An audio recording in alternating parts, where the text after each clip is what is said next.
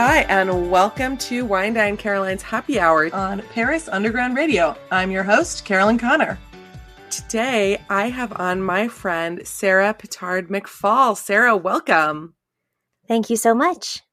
I am so happy to have you here. And the first thing we like to do at Happy Hour, although it's never actually an hour, it's more like 20 minutes, is talk about how we met. So, but before we do that, why don't you tell us a little bit about yourself and what you do in the world and what you're all about, and then let's talk about how we met, because we have a pretty good origin story, I think. We have an awesome origin story. So I am a writer and a voiceover actor, and I also work as a wholesale accounts manager at a very eclectic kind of gifts and novelties company. So I do a lot of different things, and my latest writing project is a big audio horror for a company in LA, and my latest voiceover is coming out on the 22nd of September because I'm voicing a character in The Sandman Act 2 for Audible. Yeah, that's super exciting, isn't it? That was a really big deal. Yes. And I'm pregnant, so I'm having a baby in March. Yay! It's so exciting. I don't know when this will air, probably sometime in like November, but that's okay. That means everyone can go to Audible and listen to you in Sandman Part 2, and we'll make sure to link that in the show notes. Awesome. Yay. Well, I am so excited to have you on the podcast because, of course, you as a voiceover actor, and, you've done like video games and so much different stuff, cartoons and audiobooks and all this fun stuff. And obviously, you've been an actor and a writer for a long time. Like, you know how to tell a story. So I'm excited. But why don't you start by telling the story of how we met? So we met on a dig in Cyprus in 2005. An archaeological dig. Yeah, it's a past life, isn't it? Yeah. And you were there because you were looking for some experience before you went off to Oxford. And I was there because my dad's an archaeologist, and I've just always had a big interest in it. It's actually something that I write about a lot. And I had always wanted to do one. So I just went, and I was probably the most sort of the weirdest person that was there because everyone else was sort of something to do with archaeology. And I was in drama school at the time. Oh, I don't know. I don't think you were I think I was the weirdest person there because everyone else there was basically from like one liberal arts college in America. And then I was like a 17-year-old, and they were like, "Who the fuck are you?" Well, you were the baby. I was a baby. Yeah, I didn't like that. And I hated it. I hated every second of it. I did not have a good time. I don't like being dirty. I love archaeology, theoretically, but I don't actually really enjoy doing it. I was cool with it because it was dust. I think if we'd been in a non-arid climate, I would have been like, no, I can't do this. But it was so dry. The heat was dry heat, so I was okay. No, I remember we had there was like one almond tree to sit under. We were like sheep huddling under a fucking tree. And this, like, I got sunstroke on the first day. I don't know if you remember that. I do, yeah. I like showed up and passed out. Yeah. Do you remember the ice cream truck that we tracked down, and he ended up coming like every day and made a fortune off of us? But no, he came every day, and then he stopped coming on my birthday. What? Yeah, my birthday. Like the ice cream truck guy came every day after we like flagged. We literally like heard the jingle in the distance, and someone like ran him down, and then he came every day. And then like my birthday was my 18th birthday, and I was living in London at the time, and it was the day of like the like copycat terrorist attacks in London, but they didn't actually, like, nothing actually happened because that was the summer when there were like, there were bombs in the underground and on the bus, and basically on my birthday, all we had was like this BBC World News radio, right? And like, I just remember hearing like London's under attack again, even though it wasn't. It was like a false alarm, and they basically caught the people. But so my birthday, like my home city's under attack, and then the fucking ice cream truck doesn't show up. And yeah, he didn't show up for like a week. Yeah. Yeah, that was the first day was my birthday. It was like the only thing I was looking forward to. And then that night, our dig director, Pam, read a really embarrassing email that I had sent to my family out that my mom thought was funny and had sent to her. And she like read it out loud to everybody. Oh, yeah. Yeah. It's really traumatizing. I remember that now. It's all coming back to me. Oh, yes. Man. It's all coming back. Yeah. See, I just, I think I loved it because, all you guys were all taking the courses Oh yeah. because you know how there would be those nights where she would do those lectures. And I was the only one that didn't take them. I mean, I would sometimes listen in, but I didn't have to actually do anything because, I didn't have to do anything either. yeah. So I loved that because I would actually sometimes go and hang out with Val in the pottery room, or I would just go into into the schoolhouse and read or whatever. Yeah, we were staying in basically in like a very, I mean, Cyprus, people know Cyprus, they go to Cyprus, they go to the beach, but like the middle of Cyprus is like pretty crappy. But I'm not going to do it again. At least it was then. We were in this like school that was out for the summer that was just like a very sad village, where there were only like babies and old people, no one in between. Caroline? And I remember, and we were sleeping on army cots. And do you remember the Mennonite woman? Yes. Were they the ones that, Who wouldn't bathe? well, who was the woman that, well, there was someone who made our food that was fantastic. No, it wasn't her. There was a woman do you remember the woman who stole something? I do remember. Was she older? She was old and she didn't bathe. Yes. The entire time we were there, and by midway, you couldn't even stand next to her. It was, Yes, I do remember her. I'd actually blocked her out. yeah, she was horrible. Now I do remember her. Because I remember she always wore it. She had really long hair and she wore that hat she all was a the creep. time. Yeah. She was a creep. No, it's funny. That trip, one thing that trip gave me was an ability to poop in public places. I think before that, I would always try to hold it until I got home. But then, sharing 2 toilets with like 17 people, you get over it real fast. Well, I realized, I learned on that trip that I pee on a bias. Oh, yeah? So I will just pee on if I have to squat at a toilet, I will pee on my great. shoe. No question. That's good. That's good information. Maybe having a baby will jar that loose. You'll be able to pee in a straight line. Oh my God. This is the nature of Wine Dine Caroline's Happy Hour. We talk about really serious issues. No, but that was an interesting. That was an interesting trip. I do remember we had like a weekend off, and we went to the Turkish side of Cyprus, which is way nicer. And I like drank. I asked for a cocktail, and the guy's like, "I make you a cocktail." I'm like, "Well, what kind of cocktails do you have?" He's like, "I make you a cocktail." He made me this cocktail, and then I fell asleep, passed out on the beach, and like woke up, and like half my body was burnt to a crisp because, of course, the sun moves, and so the shade moved, and that was also a learning experience. Mm-hmm. I tanned. Yeah. I tanned before I came out because I remember you talking about that. I totally remember because that. I have like ginger skin. I've got, my mom's whole family is basically gingers. And so I'm not ginger, but I have very ginger-like skin. And so I thought, you know what, I was planning on wearing sunscreen, but I thought, I really need to probably prep because it's better. It will be healthier for my skin to have a base layer. Yeah, instead of, just hoping I don't burn. So I tanned for like 4 months prior. Smart. And when I showed up, I was like pretty, dark. And then by the time we left, I just looked like a Barbie doll because I had bleached blonde hair at the time. Funny. And I just, I love that. Well, that was an experience. And then, you eventually moved to London, and that's where we reconnected. But, yeah. Okay. Well, that's crazy. This is the ancient history. That really is, that was, I was there because I wanted to, this was before I applied to Oxford, but I thought it would help me get in, and it did. So it was worth it. Yeah, okay. definitely. So let's hear your stupid and or funny story. I'm excited. So my stupid funny story takes place a year after our dig. Oh. In 2006.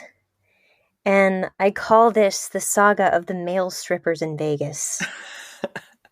And I was in Vegas because I was doing a stage combat summer workshop where I was learning how to sword fight for stage. Okay, wait, let's pause for a second because I just want everyone to know that you are actually Buffy the Vampire Slayer. Like, you're like a tiny, like, beautiful woman who can kick the shit out of grown-ass men. It's a beautiful thing.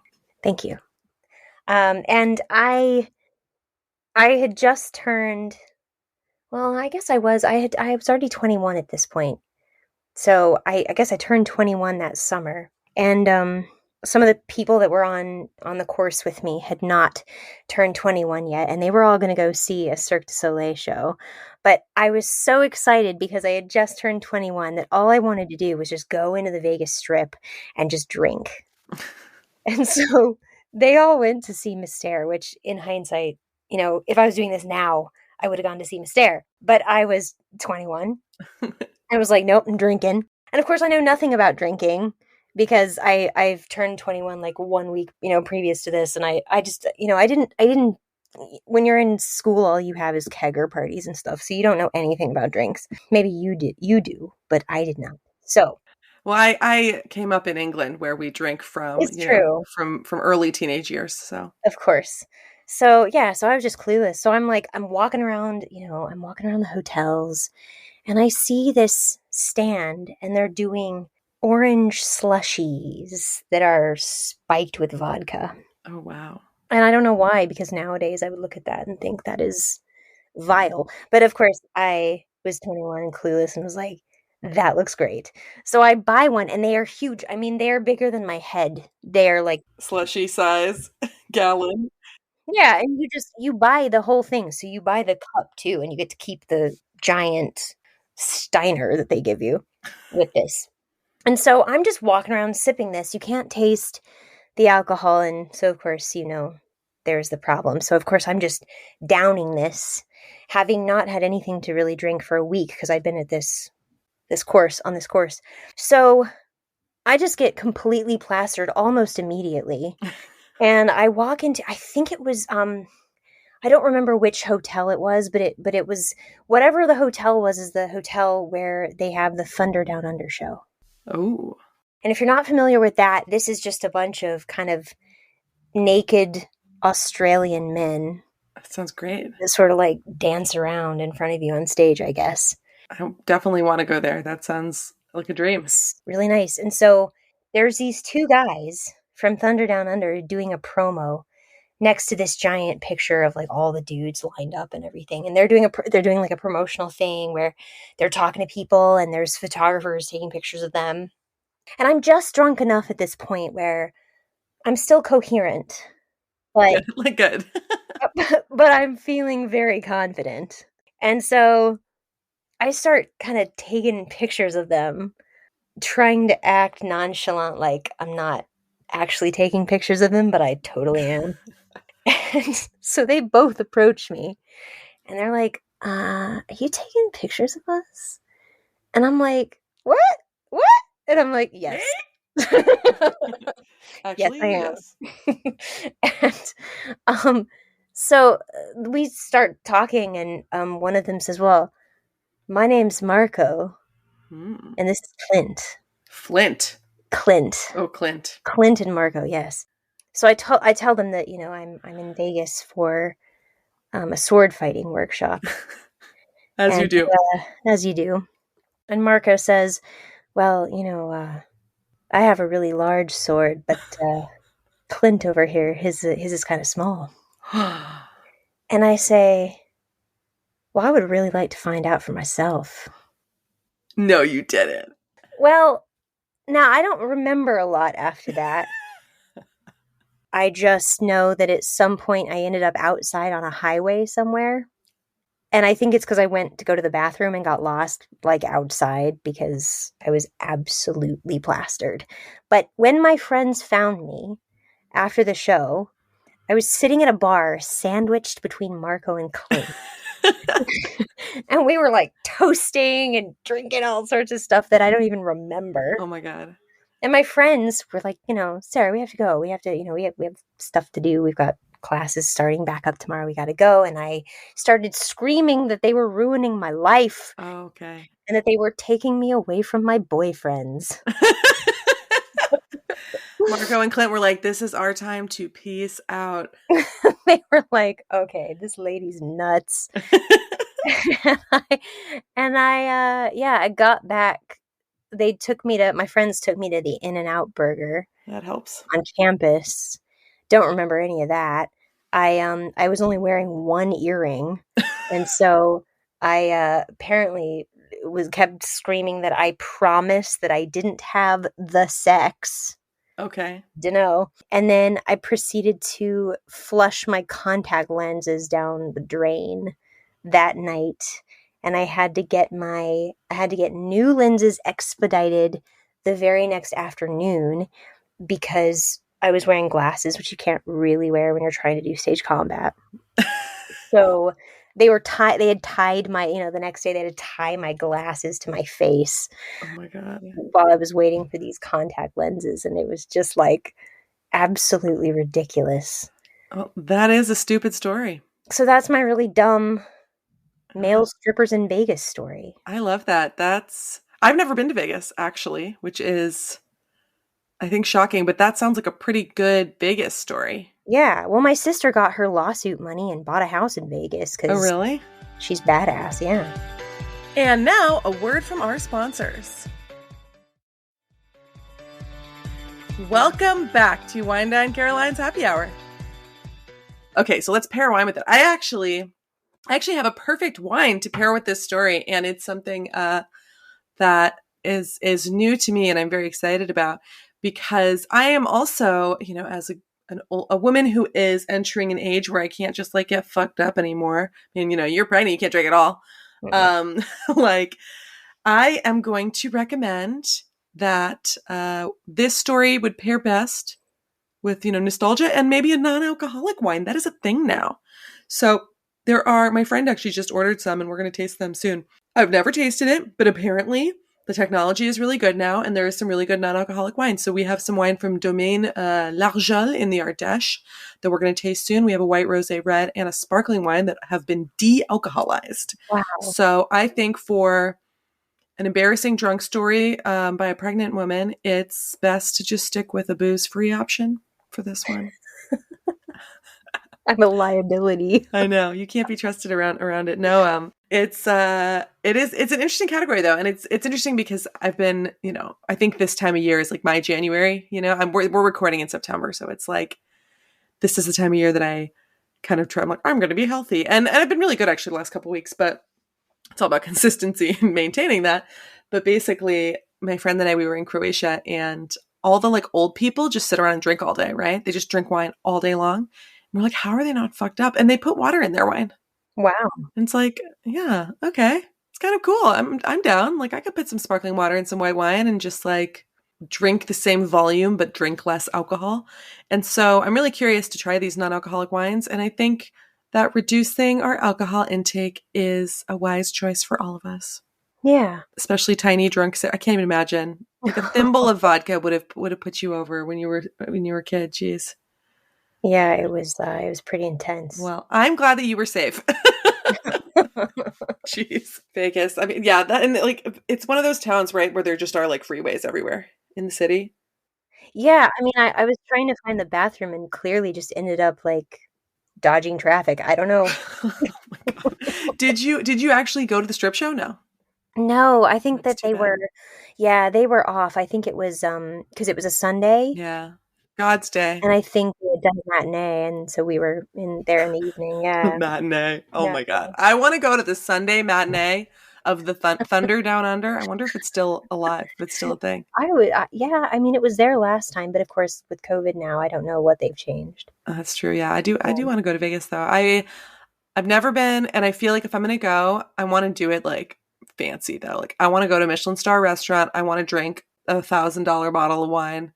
And I want to be like super VIP. So I'm not quite there yet, but maybe one day. Well, they do have fantastic food there, that's for sure. That's what I've heard. Well, thank you so much for sharing your story with us. That was great. Thunder Down Under. Now I'm going to Google it and see if there's any like fan fiction that I can get up into, That'll help me out tonight. Go to sleep. Yeah. Thank you so much for being on the podcast. Cheers. Thank you. Cheers. Thank you for listening to Wine Dine Caroline's Happy Hour. Wine Dine Caroline's Happy Hour is produced by Paris Underground Radio.